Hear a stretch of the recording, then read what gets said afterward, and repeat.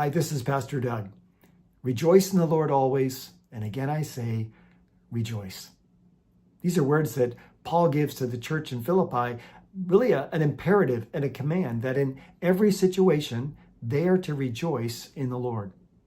Wow, how do we do that? Because there's a lot of things where maybe we don't really feel very joyful in that.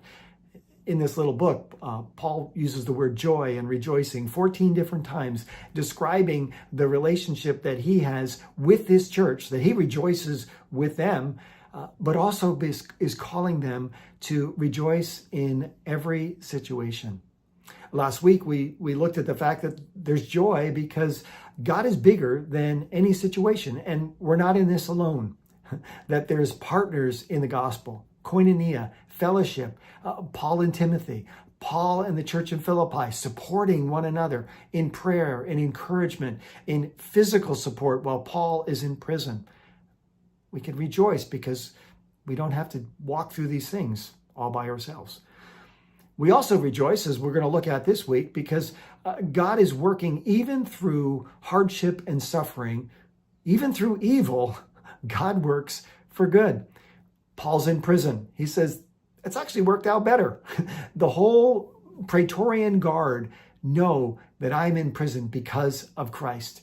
And in fact, the church has been emboldened as they see my witness is expanding while I'm in prison. They have been emboldened to be overt witnesses for Christ in their arena, in their spheres of influence. Paul says there's been opposition from inside, that there are people who are preaching Christ, but their motivation is envy and rivalry and selfish ambition. They're actually against Paul. They're looking to take advantage of his troubles by being in prison. Paul says, it really doesn't matter to me because what matters is that Christ is being preached. For me to live is Christ, Paul says. For me to live is Christ. Christ is everything and in everything. And whether I'm suffering or whether I'm serving, it doesn't really matter because I am joining with Christ in his life and in his death and ultimately in his resurrection. Thankfully, later in the book, Paul says, I haven't actually achieved all this, but I'm striving towards that.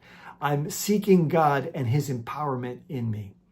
So this week and in the weeks to come, may the Lord fill your heart with joy, knowing, one, that he's bigger than any situation. You're not in this alone. And God is actually working, even in the midst of things that are bad, but he's working them for his good, for his glory. And ultimately, it really is for our good as well. I hope you have a great rest of your week. We'll see you on Sunday in our time of worship, either in person or online.